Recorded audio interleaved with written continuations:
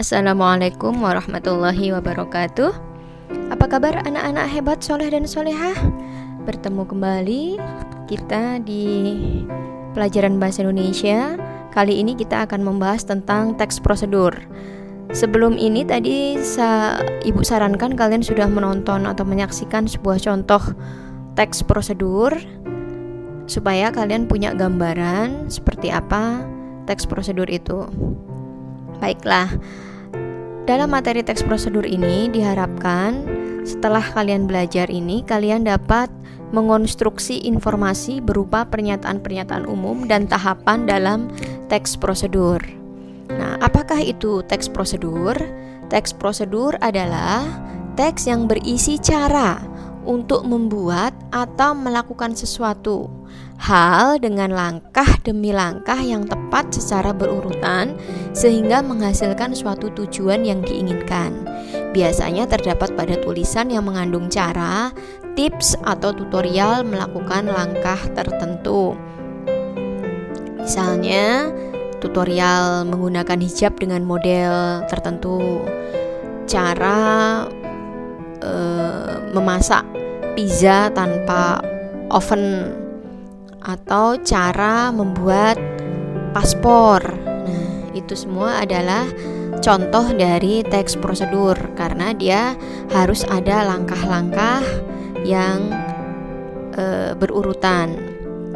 Kemudian tujuan dari teks prosedur ini untuk menunjukkan atau menjelaskan bagaimana mengerjakan sesuatu dengan langkah-langkah yang urut dan memudahkan pembaca maupun pendengar agar dapat mengikuti langkah atau perintah dari isi teks. Dalam kehidupan nyata banyak sekali kita temukan contoh teks prosedur ya. Coba kalian lihat di bungkus makanan, Indomie misalnya, atau jenis makanan yang lain itu ada cara-cara pembuatan, ya kan? Kemudian alat-alat elektronik itu ada cara mengoperasikannya. Atau ketika kalian ke ATM itu juga caranya itu juga ada. Jadi sebenarnya mengapa ini masuk materi kita di kelas 11 di tingkat SLTA? Ya karena teks prosedur ini sebenarnya sangat dekat dengan kehidupan di masyarakat. Suatu saat nanti siapa tahu ya kalian berkecimpung di bidang penulisan teks prosedur di beberapa pekerjaan misalnya. Nah, macam-macam teks prosedur itu ada teks prosedur yang sederhana, ada yang teks prosedur kompleks ya. Kalau teks prosedur sederhana itu bisa dilakukan dengan 2 hingga 3 aksi atau langkah. Cara menggunakan kipas angin misalnya, masukkan ke stop kontaknya itu dalam listrik, kemudian tinggal mencet on-nya, udah selesai. Nah, kalau teks prosedur kompleks itu langkah-langkahnya cukup banyak atau bisa dibilang cukup rumit. Contohnya prosedur pengurusan KTP, pembuatan SIM, paspor, atau misalnya mengoperasikan sebuah mesin yang canggih gitu ya. Itu bisa masuk kategori teks prosedur kompleks. Adapun ciri-cirinya teks prosedur itu berisi langkah-langkah. Ya, berisi langkah-langkah.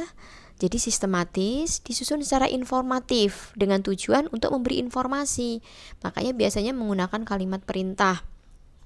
Dijelaskan secara mendetail, bersifat objektif, apa adanya, tidak memihak, dan berkelanjutan. Dari masing-masing penjelasan itu bersifat berkelanjutan. Jadi tidak bisa dari step 1 langsung ke step 5, tidak bisa ya. Menggunakan syarat atau pilihan. Misalnya jika tidak begini, boleh begini. Nah, bersifat universal itu bisa digunakan secara umum. Bersifat aktual dan akurat. Jadi jangan sampai informasi yang salah, step-step yang diberikan itu salah sehingga menimbulkan bahaya. Gara-gara salah memberikan cara, prosedur menghidupkan suatu mesin sehingga bisa meledak mesinnya. Nah, itu yang tidak boleh. Kemudian bersifat logis atau rasional.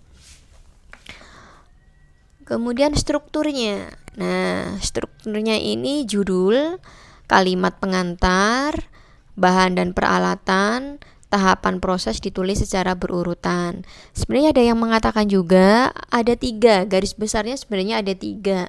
Yang pertama itu tujuan, ya. Tujuan itu isinya apa? Isinya kalimat pengantar. Kemudian yang kedua langkah-langkah, isinya apa? Isinya bahan, peralatan, dan cara. Kemudian yang ketiga itu penegasan ulang, itu boleh ada boleh tidak. Nah ini dirinci lagi. Judul itu paling tidak untuk memudahkan pembaca atau pendengar. Misalnya diberi judul cara membuat hand sanitizer dari jeruk lemon. Nah kalau tidak diberi judul ya kan agak menyusahkan juga, walaupun sebenarnya seandainya judul itu tidak tertulis tetapi langsung saja itu juga bisa. Kemudian kalimat pengantar itu pembuka untuk menyampaikan tujuan penulisan. Untuk misalnya yang seperti tadi Ibu sampaikan, hand sanitizer dari lemon itu seperti apa. Bahan dan peralatannya, tahapan proses ini adalah langkah-langkah. Jadi sebenarnya nomor 3 dan 4 itu bisa digabung dalam struktur yang langkah-langkah ya. Nah, yang terakhir penegasan ulang ini boleh ada boleh tidak. Kemudian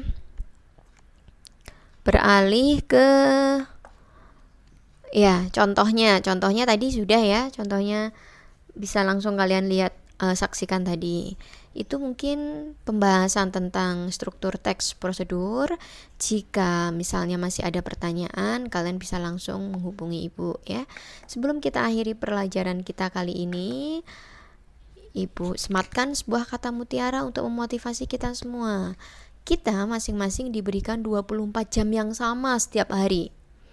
Mulai dari presiden sampai tukang sampah, pemulung, pengemis, gelandangan, para preman ya, dari para pejabat dengan berbagai jenis pekerjaan, berbagai status sosial dan ekonomi, semuanya sama, diberikan waktu 24 jam oleh Allah Subhanahu wa taala. Nah, bagaimana cara kita memilih menggunakan waktu kita, itulah yang akan membuat perbedaan antara kesuksesan dan kegagalan. Makanya sampai-sampai di dalam kitab suci Al-Quran ada sebuah surat tentang waktu ya, yaitu surat Al-Ashr, demi masa atau demi waktu. Saking pentingnya arti sebuah waktu, Allah sampai menuliskan kalamnya dalam sebuah Al-Quran, dalam sebuah surat khusus, yaitu Al-Ashr. Itu artinya anak-anakku, yuk marilah kita manfaatkan waktu kita sebaik-baiknya. Kita punya waktu yang sama 24 jam. Yang membedakan adalah cara menggunakannya. Sehingga ada orang yang bisa sukses dalam hal ini kalian sebagai siswa tentu sukses dalam bidang studi ya. Kalian berhasil dalam studi atau kalian akan gagal, itu ditentukan dari pemanfaatan waktu kalian. Terima kasih, semoga apa yang Ibu sampaikan ada manfaatnya, dan mohon maaf jika ada kesalahan. Wassalamualaikum warahmatullahi wabarakatuh.